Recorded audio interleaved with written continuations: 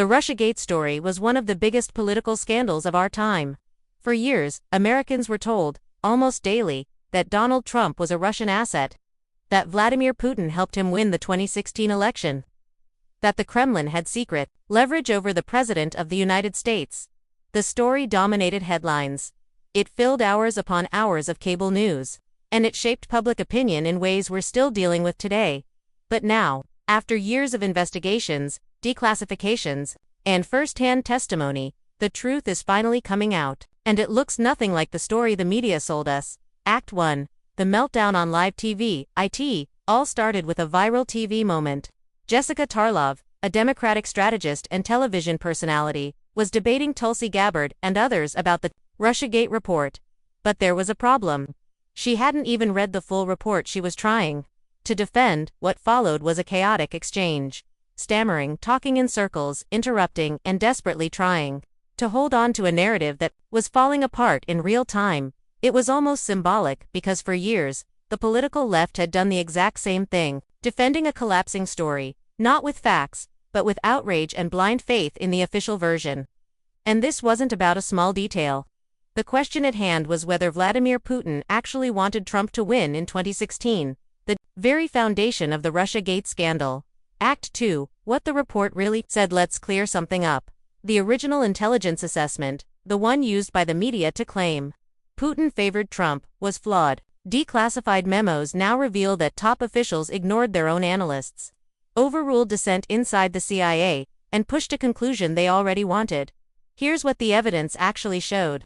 Putin's own confidants told us contacts he did not care who won the election. Putin believed both Hillary Clinton and Donald Trump had weaknesses. Russian officials concluded they could outmaneuver either candidate once in office. In other words, there was no direct proof Putin wanted Trump to win. Yet the final report stated the opposite. Why? Because former CIA Director John Brennan handpicked analysts who would give him the outcome he wanted. He then leaked those politically convenient findings to the press before the report was even finalized. Act 3. The media's role in the media. They ran with it. CNN, MSNBC, The Washington Post, The New York Times all treated the story like gospel. Anchors repeated it nightly. Panels discussed it endlessly. Politicians quoted it constantly. The phrase "Trump is a Russian asset" became a talking point across the country. Some outlets even won Pulitzer Prizes for reporting on what we now know was a false narrative. Imagine that, being rewarded for promoting a story that turned out to be a political weapon, but by the time the truth started trickling out, the damage was done. Millions of Americans genuinely believed their president was working for Moscow. For the Steele dossier and fake intel, it wasn't just the intelligence assessment. The infamous Steele dossier, the so-called evidence that was supposed to prove Trump's ties to Russia, turned out to be opposition research paid for by the Clinton campaign. It was funneled into the FBI through shady intermediaries like Igor Danchenko, who later admitted much of it was fabricated or secondhand gossip.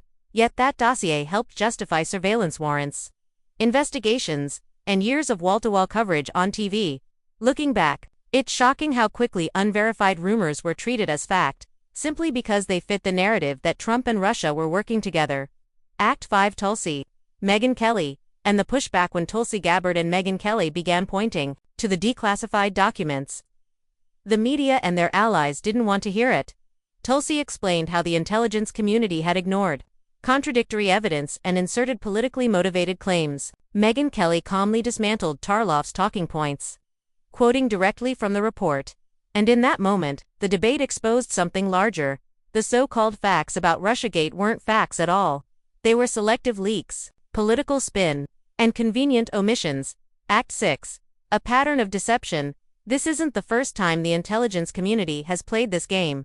Remember Hunter Biden's laptop? In 2020, just weeks before the election, dozens of former intelligence officials signed a letter claiming the laptop was Russian disinformation. That wasn't true either. The laptop was real, and the contents were damning. But by then, the media had already buried the story, citing that very letter. The pattern is clear. Use the credibility of intelligence officials to shape the narrative. Get the media to amplify it, and silence anyone who questions it. Act 7. The bigger picture. Now years later, we're learning just how deep this went. John Brennan didn't just oversee the intelligence assessment, he shaped it. He excluded evidence that contradicted his desired outcome. He handpicked loyal analysts. He ignored CIA officers who told him there wasn't proof Putin wanted Trump. And behind the scenes, Barack Obama himself was briefed on the Clinton campaign's plan to tie Trump to Russia. This wasn't an accident. It wasn't sloppy work. It was deliberate.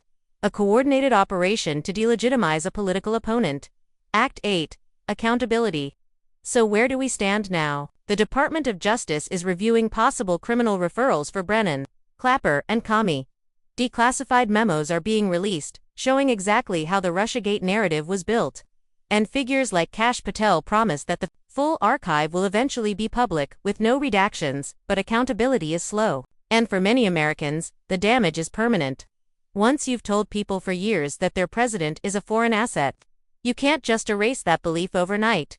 Act 9. The media's silence. And yet, mainstream media outlets are still silent. The New York Times, Washington Post, CNN, MSNBC, the same outlets that covered every twist and turn of Russiagate, now barely mention these new revelations.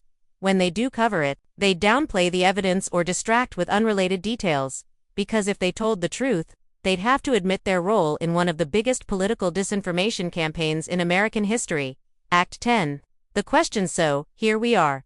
The Russiagate story, once treated as undeniable fact, has crumbled. The intelligence community, the media, and political operatives worked together to push a narrative that wasn't supported by the evidence. And now the question remains, should every outlet that promoted the Russiagate story be forced to retract it, or would even that be too little, too late? Let me know what you think in the comments. Don't forget to hit like and subscribe so you don't miss the next breakdown. Because the truth is finally coming out, and it's not what they told you.